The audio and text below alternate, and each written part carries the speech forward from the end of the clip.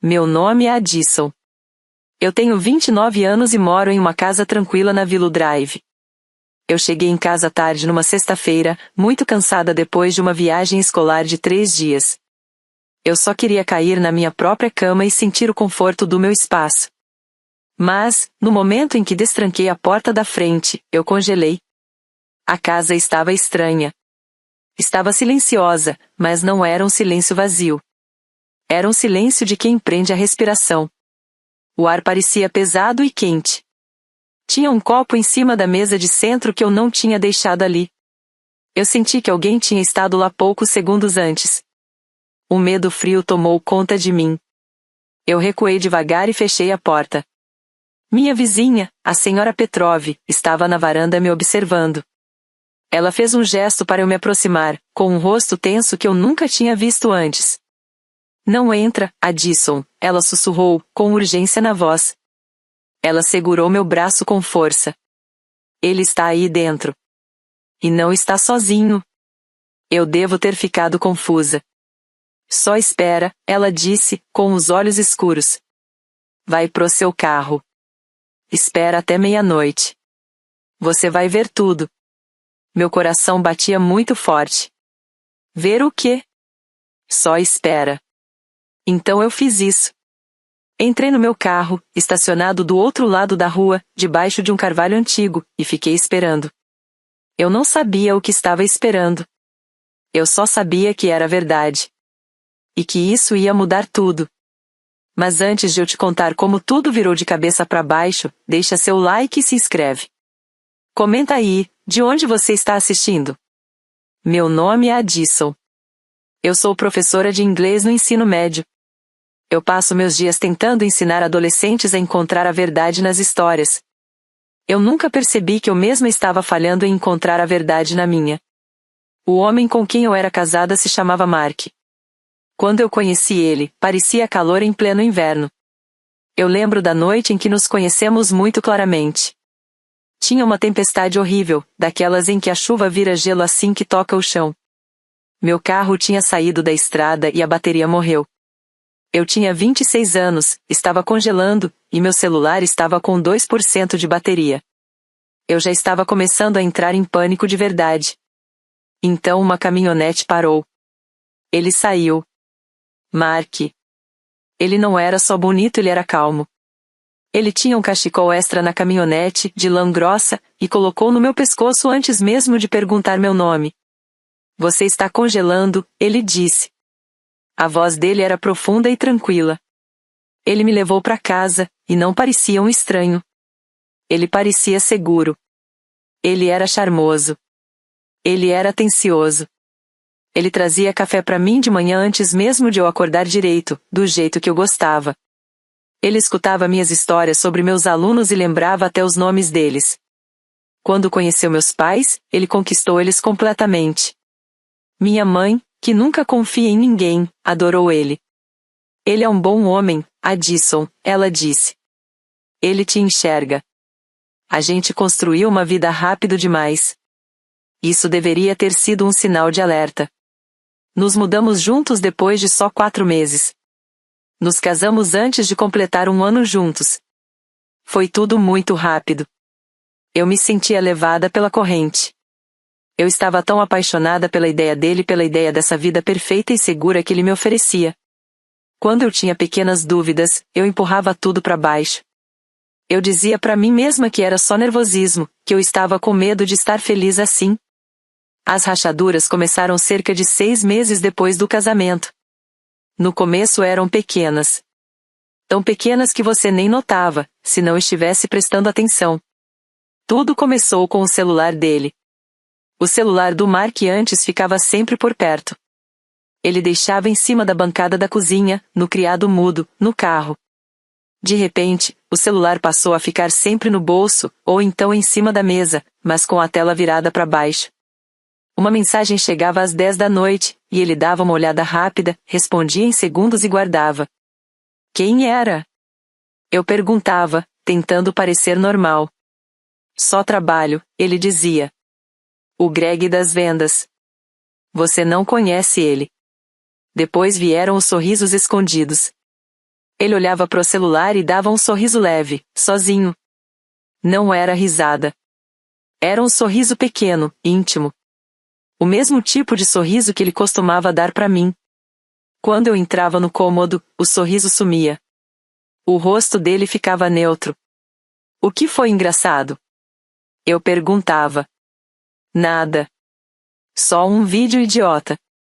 As viagens de trabalho começaram. Não faziam sentido. Uma conferência de 2 dias numa cidade a 1 hora de distância. Por que não voltar para casa? Eu pensei. Eles querem todo mundo no hotel, amor. Integração da equipe. Ele voltava cansado, mas diferente. E o pior foi o perfume. Não era algo óbvio, como batom na camisa. Estava no carro dele. Um dia eu entrei para ir ao mercado e o banco do passageiro estava com cheiro de gardênia. Um cheiro forte, doce, caro. Eu não uso gardênia.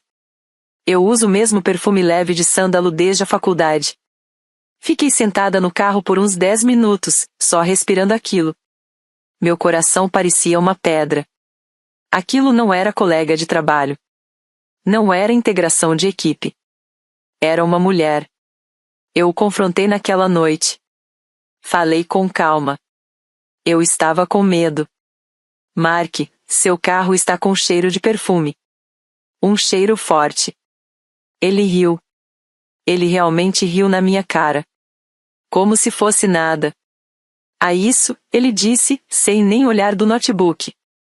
Eu dei carona para Brenda do financeiro até a estação. O carro dela quebrou.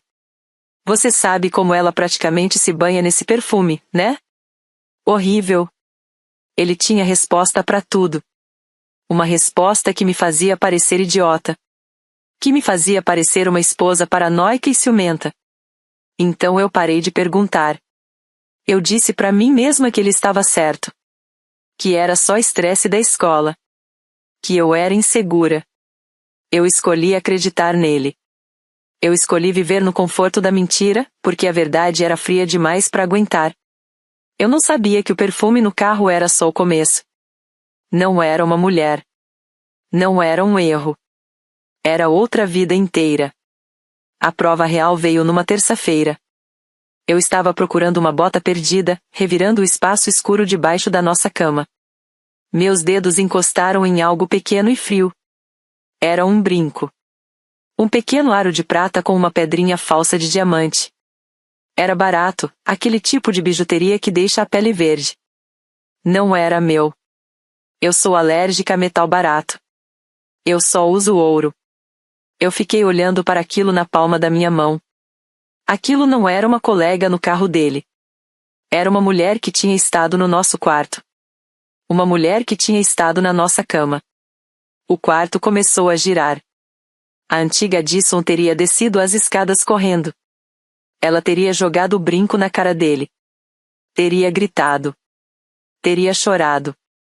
Teria exigido a verdade. E ele teria dado mais uma mentira perfeita, ensaiada. Mas eu não fiz isso. Uma calma estranha e gelada tomou conta de mim. Todo o amor, todo o calor que eu sentia por ele simplesmente sumiu. Desapareceu. No lugar ficou algo duro e frio.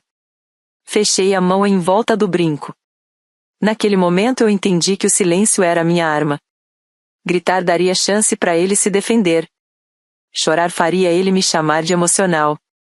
O silêncio faria ele achar que ainda estava no controle. Coloquei o brinco numa caixinha de joias, num saquinho de veludo, e desci as escadas.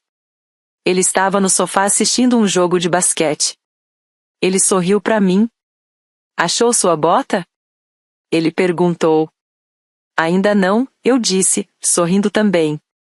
Vou fazer um chá. Naquela noite, tudo mudou. Eu não era mais a esposa dele. Eu era uma investigadora. Eu tinha parado de ser emocional. Eu estava pronta para ser estratégica. Comecei a observar ele. Esperei ele tomar banho. O celular dele estava no criado mudo, com a tela virada para baixo. Eu peguei. Estava bloqueado. Tentei nossa data de aniversário. Senha errada. Tentei o aniversário dele. Senha errada. Minha mão tremia. Aquilo já era uma prova por si só. Ele tinha um código, e eu não sabia. Eu esperei. Observei ele por 2 dias. Sentei no sofá ao lado dele enquanto ele checava e-mails. Observei o movimento do polegar dele. Decorei o padrão. Na noite seguinte, tentei de novo. Não era nosso aniversário.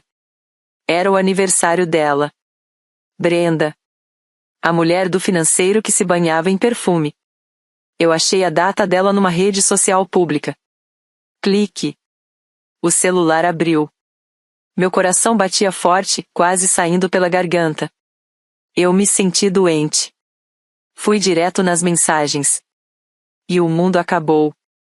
Não era só a Brenda. Tinha uma Jéssica. Tinha uma Chloe S. Tinha uma Maria não responder. As mensagens eram explícitas. Detalhadas. Eles planejavam viagens. Ele reclamava de mim. A Dissel está sempre tão cansada. Só pensa nos alunos dela. Ela nem me enxerga. Ele me transformava na esposa negligente. Ele usava nossa conta conjunta para comprar coisas para elas. Jantares que eu nunca vi. Quartos de hotel. Joias. Eu fiquei sentada no chão do banheiro, com o celular no colo, e não chorei. Eu só fiquei mais fria. Aquilo não era um homem que cometeu um erro. Aquilo era um predador. Um homem vivendo várias vidas, financiadas pela nossa. A traição não era só uma mulher. Era um elenco rotativo. Ele era um golpista, e eu era a principal investidora dele. Fui até o laptop dele. Ele achava que os dispositivos não estavam sincronizados. Ele era descuidado. O iMessage dele estava aberto no computador. Eu vi tudo. Comecei a olhar as nossas finanças. Abri a pasta de documentos. Vi pastas da hipoteca da casa, dos financiamentos do carro, das contas de aposentadoria, e então vi uma pasta que eu não reconhecia.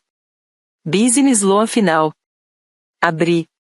Era um pedido de empréstimo de $50.000. Ele tinha aberto uma pequena empresa, uma LLC, uma consultoria da qual eu nunca tinha ouvido falar. E no final do documento, como consignatária, estava o meu nome. Minha assinatura. Perfeita. Falsa. Mas eu nunca tinha visto aquele papel na minha vida. Ele não só me traiu. Ele não só mentiu. Ele cometeu um crime. Ele usou o meu nome, o meu crédito, para financiar outras vidas. Fechei o laptop. Coloquei o celular de volta no criado mudo exatamente como estava. Ele saiu do banho enrolado na toalha.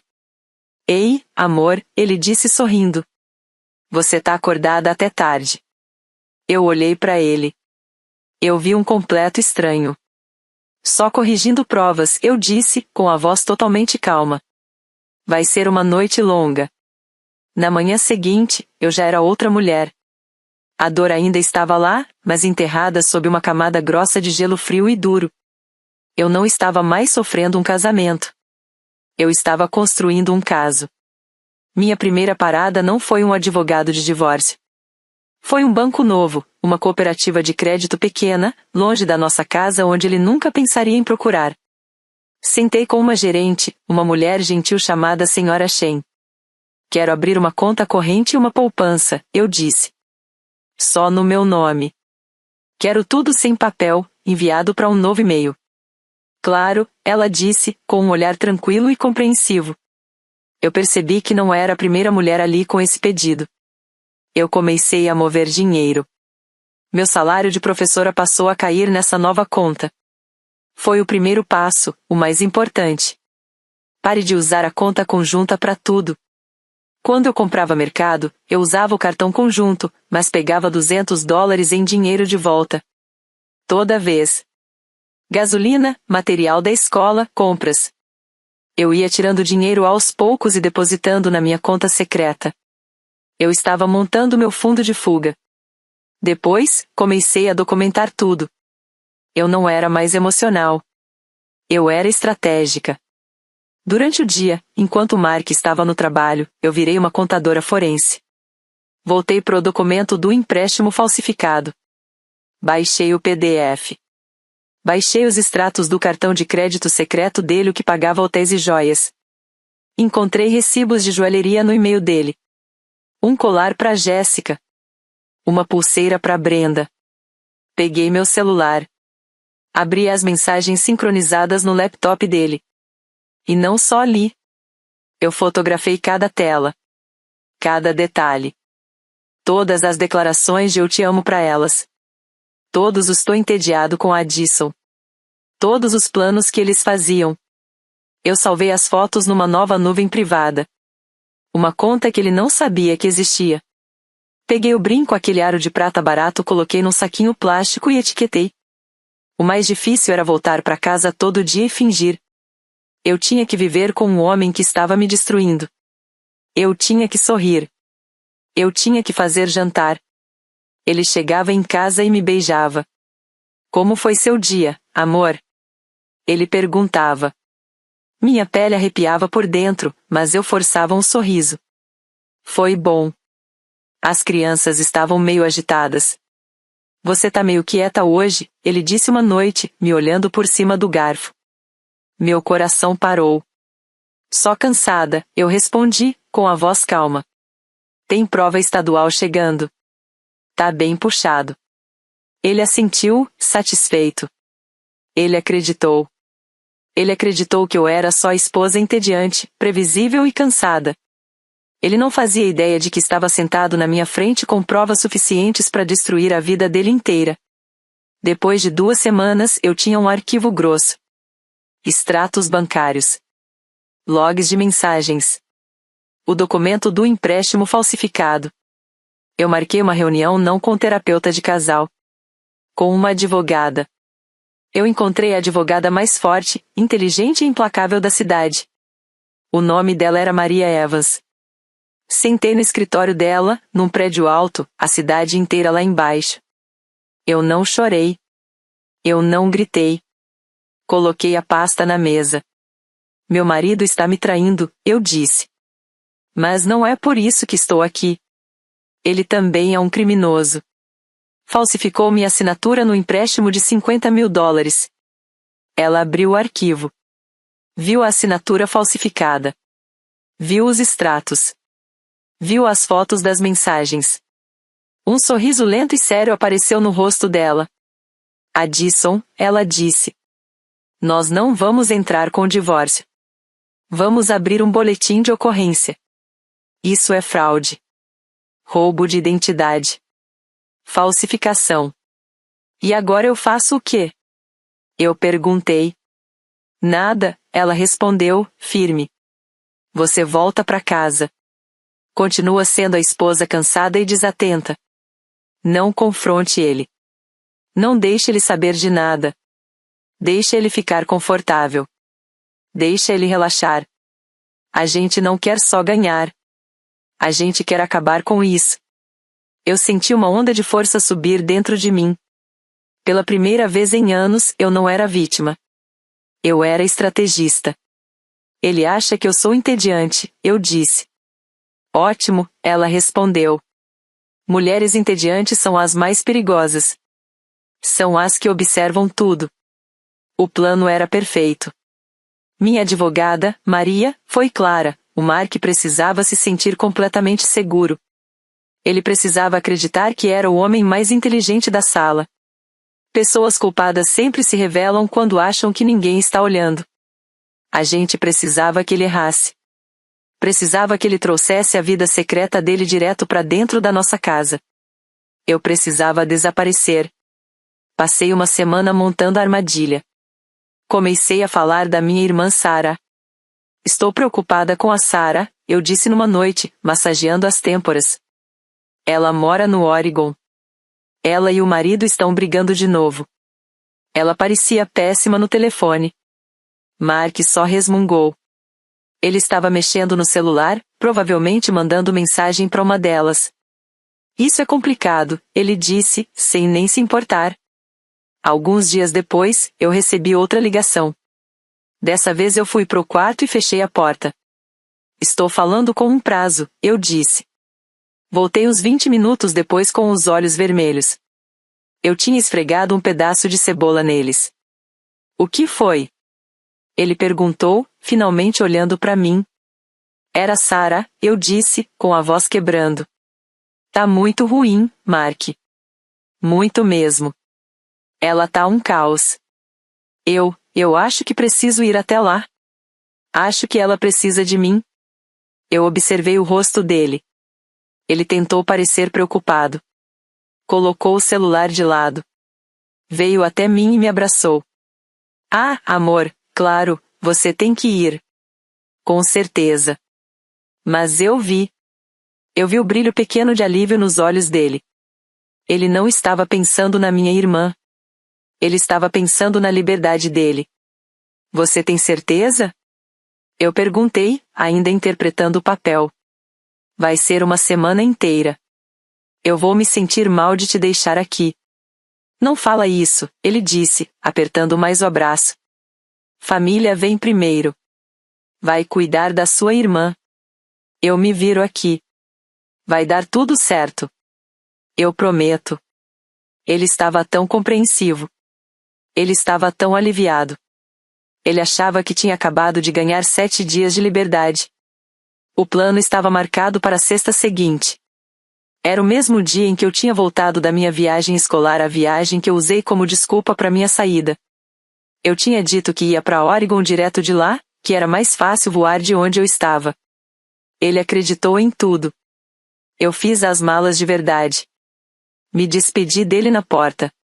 Vou sentir sua falta, ele disse, me abraçando. Eu sentia o cheiro do perfume que ele usava quando queria impressionar alguém. Ele já estava se preparando. Eu também vou sentir sua falta, eu sussurrei. Ele me viu sair com o carro da garagem. Me observou indo embora. Eu dirigi até a esquina, virei à esquerda e dei a volta no quarteirão. Estacionei 3 casas depois, do outro lado da rua. Meu carro estava no escuro, debaixo de um grande carvalho. Invisível. Essa era parte do plano que me levava de volta à minha vizinha, a senhora Petrov. Ela era uma mulher mais velha, rígida, da Romênia. Via tudo naquela rua. Viu o Mark. Foi ela quem me disse, espera até meia-noite. Ela sempre foi minha testemunha silenciosa. Mas eu não fui até ela. Fiquei no carro. Era minha luta.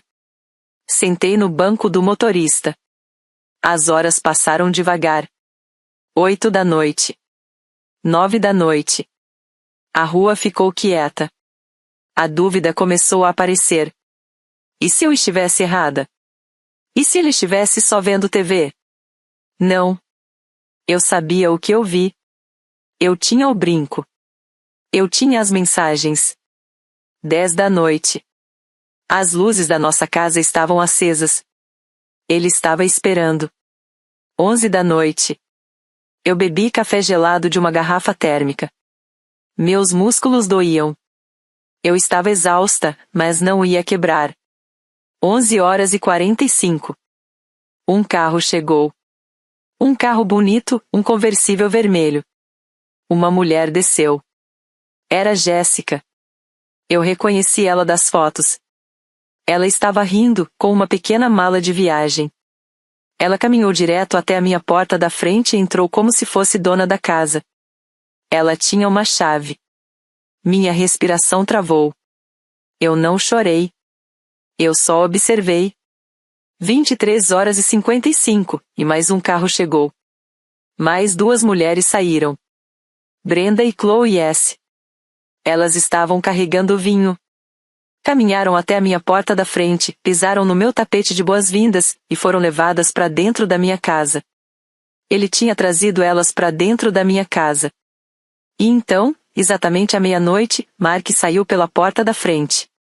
Ele não estava com roupa de trabalho.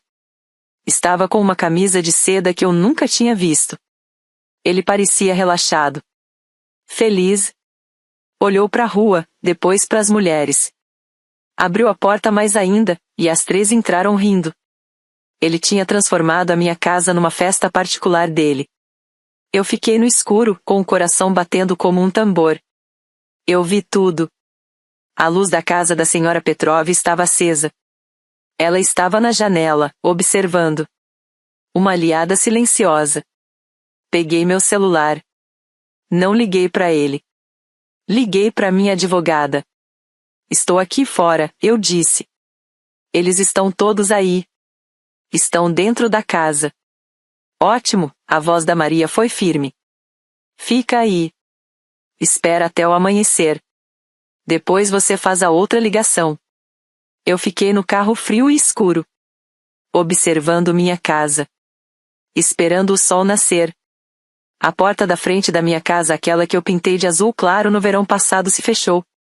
O clique da fechadura ecoou dentro de mim, mesmo que eu não tivesse ouvido de verdade. Eu tinha sido trancada para fora da minha própria vida. Meu celular estava na mão, a tela apagada. Eu já tinha falado com minha advogada. Eles estão aí, eu disse. Ótimo, ela respondeu. Espera o amanhecer. Depois você faz a outra ligação. Amanhecer. Eram 0h03. Faltavam 6 horas. Eu fiquei ali, olhando. Às 0h15, a música começou. Um som baixo, mas animado. Música rápida, feliz.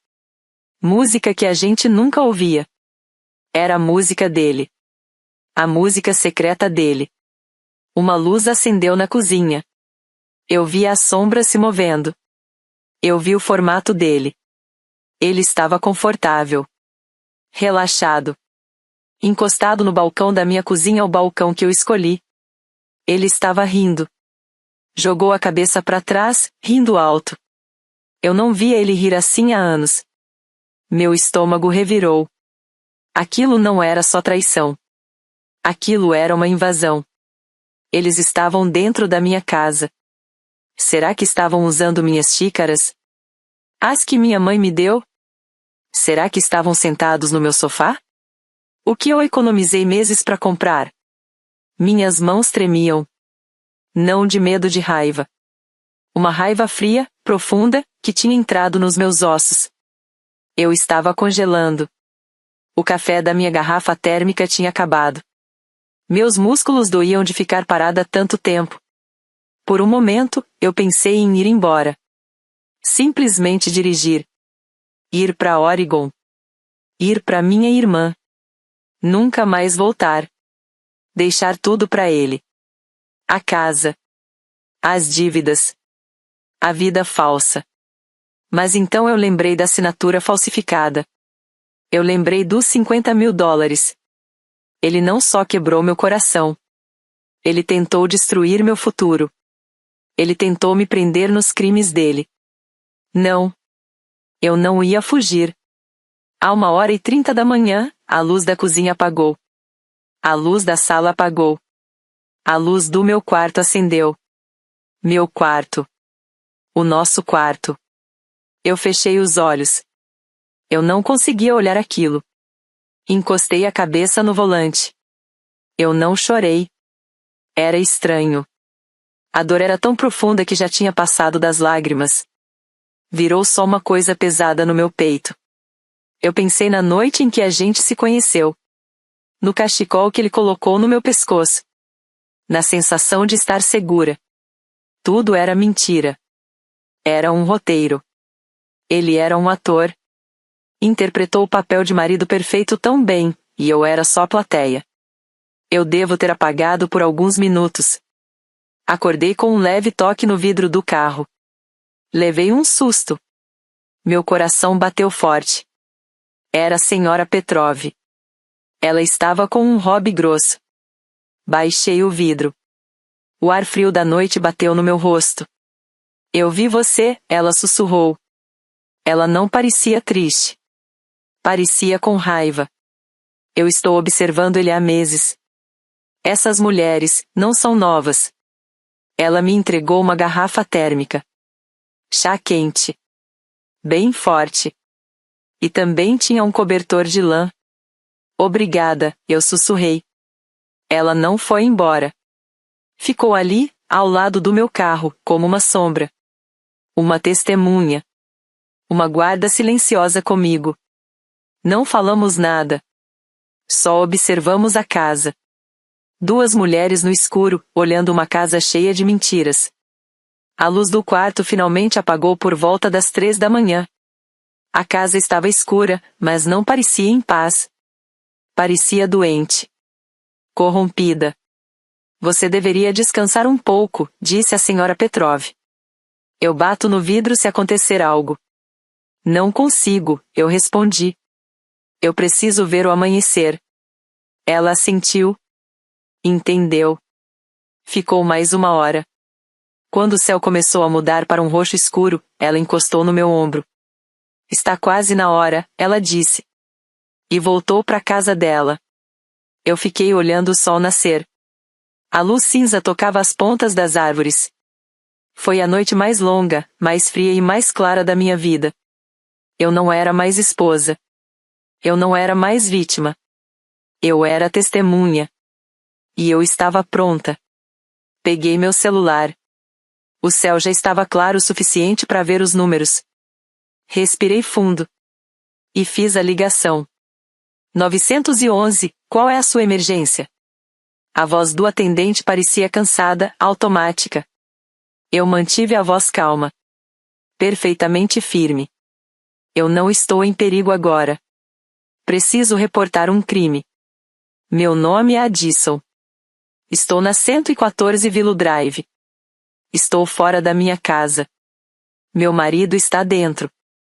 Ele cometeu fraude e roubo de identidade. Ele falsificou minha assinatura no empréstimo de $50.000. Eu tenho os documentos. O tom dele mudou. Senhora, você está em segurança? Sim. Estou no meu carro do outro lado da rua. Ele não está sozinho na casa. Tem 3 mulheres com ele. Ele não sabe que eu estou aqui. Houve uma pausa. Estamos enviando policiais. Eu desliguei. Coloquei o celular no bolso e esperei. Foram 7 minutos. 2 carros de polícia entraram na rua. Sem sirene. Eles simplesmente apareceram. Luzes vermelhas e azuis cortaram o amanhecer cinza, pintando as casas com cores estranhas. Eu vi eles estacionarem.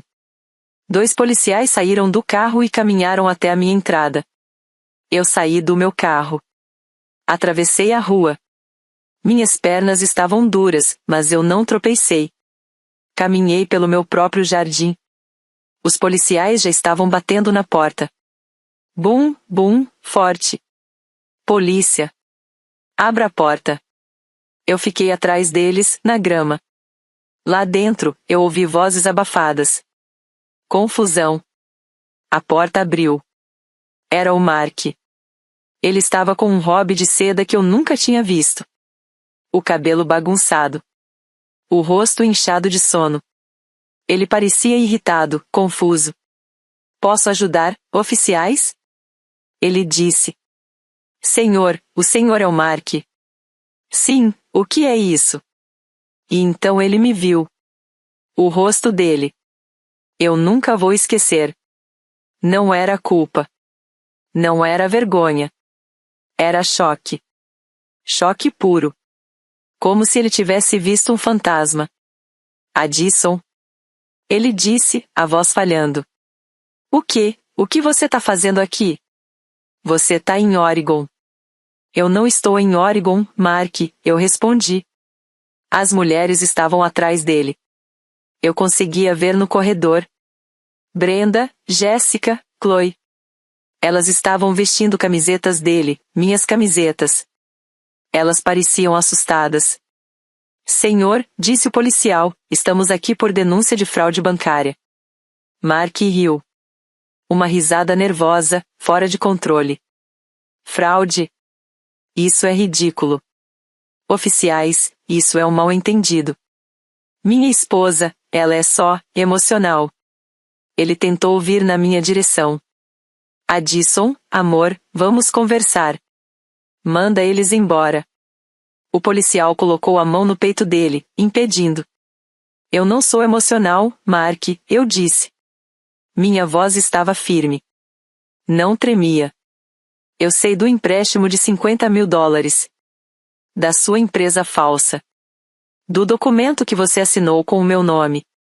O rosto dele perdeu toda a cor. Ali ele entendeu. Não era sobre traição. Addison, não, você não entende. Senhor, disse o policial, duro. Nós temos cópia do documento falsificado e a denúncia assinada pela sua esposa. O senhor está preso por fraude e falsificação. O quê? Não. Ele gritou. Vocês não podem fazer isso. Mas já era tarde. O policial virou os braços dele para trás. O clique das algemas foi o som mais alto que eu já ouvi na vida. As mulheres no corredor simplesmente entraram em pânico. Elas correram. Pegaram as malas espalhadas na sala, sem nem vestir direito suas roupas. Saíram pela porta da frente, passaram por mim, pelos policiais, e foram até os carros.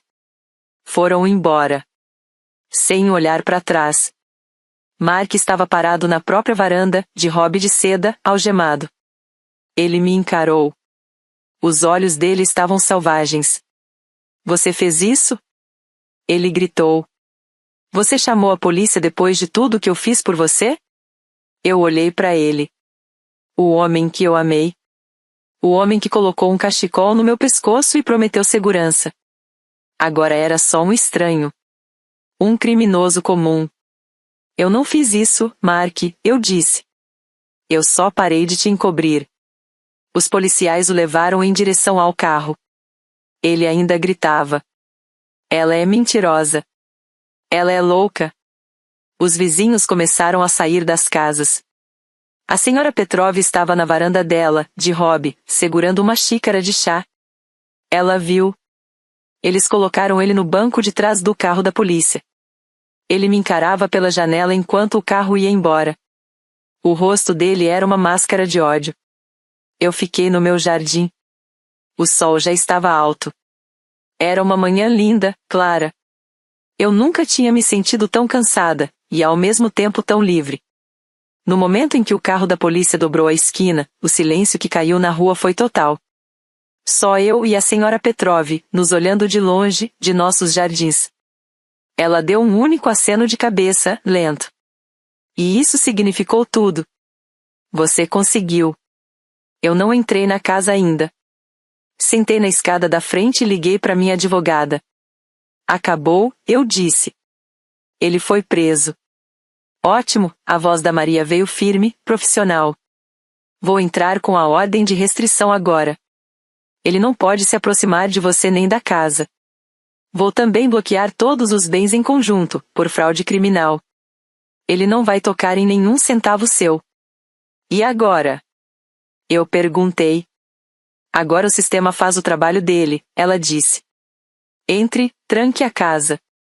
Eu cuido do resto. E foi exatamente isso que aconteceu. A queda dele foi rápida. Brutal. E pela primeira vez na minha vida, eu não estava caindo. Eu só estava assistindo. Primeiro, o trabalho. Ele tentou ligar da prisão pro chefe pedindo dinheiro para fiança. O chefe dele, o mesmo das viagens de integração, me ligou. Addison, eu sinto muito, ele disse. O Mark, nós tivemos que demitir ele. Não podemos ser associados à fraude. As viagens de trabalho com a Brenda nunca foram viagens de trabalho. Ele vinha falsificando despesas há meses. A empresa abriu uma investigação. Depois, as amantes. Elas desapareceram. Não foi só sair. Foi sumir mesmo. Bloquearam o número dele. Apagaram redes sociais. Foram como ratos saindo de um navio, só que o navio não estava afundando. Estava pegando fogo. Uma delas, a Jéssica, me ligou. Eu só queria dizer que eu não sabia, ela chorou. Ele disse que vocês estavam separados. Disse que você era fria com ele. Que estava no Oregon. Eu escutei. A voz dela estava em pânico. Mas não era culpa. Era medo. Medo de ser associada a ele. Eu cortei ela. Ele mentiu pra você como mentiu pra mim. Ele usou você. Usou a mim também. Mas você fez uma escolha. Você sabia que ele era casado. Você entrou na minha casa. Nunca mais me ligue. E desliguei. Depois vieram os pais dele. A mãe dele ligou gritando. Como você pôde fazer isso com ele? Você colocou seu próprio marido na prisão. Minha voz saiu fria. O seu filho é um criminoso. Ele falsificou minha assinatura no empréstimo de $50.000. Ele roubou de mim. Ia me deixar sem nada. Eu tenho provas. Extratos. Mensagens. Não me ligue mais para defendê-lo. Ligue para um advogado. E desliguei também. Durante anos eu fui a pessoa que se diminuía. A que pedia desculpas. A que tentava manter a paz. Mas aquela mulher tinha acabado. Mark ficou preso por 4 dias. Ele não conseguiu pagar a fiança. As contas dele estavam bloqueadas. A família não tinha dinheiro disponível. Ele estava totalmente sozinho. O advogado dele finalmente entrou em contato com a Maria. Ele queria um acordo. Eu e Maria nos sentamos no escritório dela. Ele está respondendo por várias acusações, ela disse, batendo a caneta na mesa. Fraude, falsificação, roubo de identidade, e isso é só o que envolve você. O trabalho dele também está investigando desvio de dinheiro. Ele está encurralado. O que ele quer? Eu perguntei. Ele vai se declarar culpado pela falsificação. Vai transferir a casa para você, totalmente limpa. Vai assumir um empréstimo de 50 mil. Vai te dar o divórcio sem contestar. Em troca, você não segue com as outras ações civis. Ele quer que eu recue, eu disse. Ele está implorando, ela respondeu. Ele sabe o que as outras provas mostram. Ele não quer aquelas mensagens lidas em tribunal. Não quer a empresa vendo até onde isso foi. Ele só quer que esse problema desapareça. Eu olhei pela janela. A cidade lá embaixo. Pensei no homem de hobby de seda, com o rosto cheio de ódio. Diz pra ele que sim, eu falei. Eu não quero o dinheiro dele. Não quero brigar. Eu só quero ele fora. Eu quero minha casa. Eu quero meu nome de volta. Você não está perdendo, disse Maria, com calma. Você está ganhando. Está recuperando sua vida. E ele vai pra prisão. Isso não é perda. E, pela primeira vez, eu estava vendo ele perder tudo. O trabalho. A reputação. As mulheres. A liberdade. A casa. E eu não senti nada. Nem alegria. Nem tristeza. Só um silêncio. A balança finalmente tinha ficado equilibrada. Eu não voltei para casa por 2 dias. Fiquei num hotel. Eu não conseguia encarar o cheiro, a sensação daquilo tudo. Mas depois que assinei os papéis, acabou. Legalmente, a casa era minha. O nome dele saiu da escritura. A ordem de restrição era permanente. Ele estava esperando sentença. Era a hora de voltar. Eu fiquei parada na frente da casa. A tinta azul da porta ainda era a mesma. O tapete ainda estava lá. Coloquei a chave na fechadura. E entrei. Era um desastre. A polícia tinha passado, mas o resto da festa ainda estava ali. Taças de vinho manchadas de vermelho na mesa. Pratos com comida estragada na cozinha. Um cheiro azedo, pesado, de vinho barato e perfume de gardenia. Fui até o quarto. A cama estava desfeita. O hobby de seda dele estava jogado no chão. Aquele frio voltou. Esse era o cenário do crime. O lugar onde meu casamento morreu. Virei as costas e fui até a garagem. Voltei com 3 sacos de lixo pretos grandes. Comecei pelo quarto. Não lavei nada. Eu arranquei os lençóis, cobertas, travesseiros, tudo da cama e joguei dentro do saco. Fui até o banheiro. Joguei fora tudo dele. Barbeador, escova de dentes, colônia, lâmina. Fui até o closet. Peguei todas as roupas dele. os ternos, os sapatos, as camisetas que aquelas mulheres tinham usado. E coloquei tudo dentro dos sacos. Fui até a cozinha. As taças de vinho, os pratos, eu não lavei. Eu coloquei tudo dentro de um saco. Eu não queria tocar em nada que eles tinham tocado. Eu não estava só limpando a casa. Eu estava fazendo uma espécie de exorcismo. Eu estava apagando ele. Peguei o brinco de prata barato que eu tinha encontrado, ainda dentro do saquinho plástico. Joguei no lixo. Peguei o hobby de seda dele. Joguei no lixo. Passei o dia inteiro assim. Levei saco atrás de saco até a calçada. Abri todas as janelas da casa. Deixei o ar frio de novembro entrar, levando embora o cheiro, levando embora as lembranças, levando embora os fantasmas. Quando tudo acabou, eu fiquei parada na sala vazia. Silêncio. Era só uma casa. Não parecia mais dele, mas também ainda não parecia minha. Parecia vazia. No dia seguinte, eu comprei tinta. Um tom creme, quente.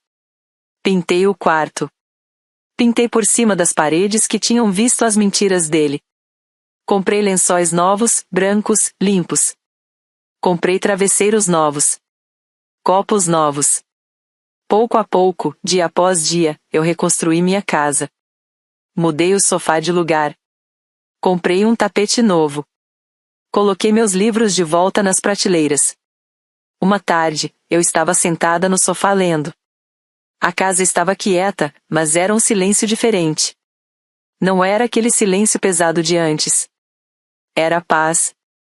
A casa parecia leal. Parecia minha de novo. Parecia respirar comigo. Aí alguém bateu na porta. Era a senhora Petrov. Ela estava com um vasinho pequeno, com uma planta verde. Para a casa nova, ela disse. Obrigada, senhora Petrov, eu falei, pegando o vaso. Obrigada por aquela noite. Ela me olhou com calma. Nós somos mulheres. Precisamos ser testemunhas umas das outras. Ele era um homem ruim, ela disse. E olhou por cima do meu ombro, para dentro da casa limpa. Você fez ela ficar boa de novo. Ela não ficou muito tempo. Só me entregou a planta e foi embora. Eu coloquei o vaso na janela. O sol batia nele. Eu tinha recuperado minha vida. Tinha tomado minha casa de volta. E tinha feito isso sozinha. Justiça não era só ver ele preso. Era eu sentada na minha sala, no sol, me sentindo segura. Faz 6 meses. Mark aceitou o acordo. Foi condenado a 2 anos de prisão pela falsificação. Com as outras acusações, vai ficar mais tempo. Eu não acompanho. Eu não pergunto.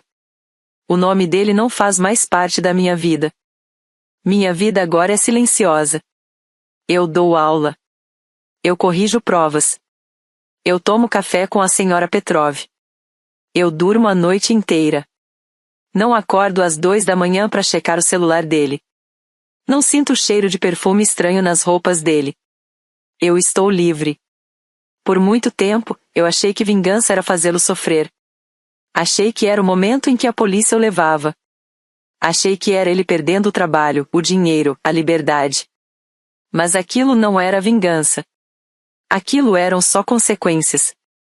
Eu aprendi que a verdadeira vingança não é quando o culpado cai. É quando o inocente levanta. E levantar não foi um momento só. Foram 1000 pequenos. Foi o dia em que eu troquei a fechadura da minha porta da frente. Foi a primeira vez que eu pintei uma parede com uma cor que eu realmente amava.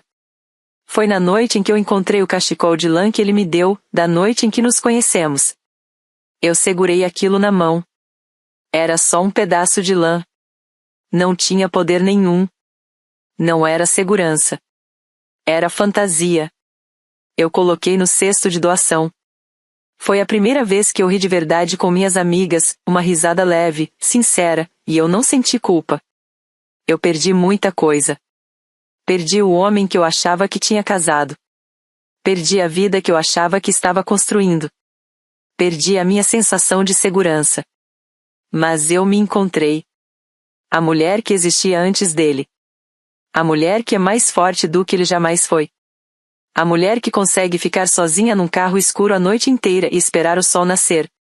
Outro dia, eu estava arrumando uma gaveta. Encontrei uma foto do nosso casamento. Ele sorrindo para mim. Eu sorrindo para a câmera. Eu parecia feliz, mas também parecia pequena. Fiquei olhando aquela foto por um tempo. Não senti raiva. Não senti tristeza. Só sussurrei para mim mesma. Eu vi tudo, e não perdi nada que realmente importava. Eu rasguei a foto no meio e joguei fora. Minha história acabou. Mas eu sei que não sou a única. Eu sei que existem outras mulheres sentadas em carros no escuro. Outras mulheres que encontraram um brinco que não era delas. Outras mulheres que se sentem pequenas dentro da própria casa. Se você já foi traída e escolheu a si mesma,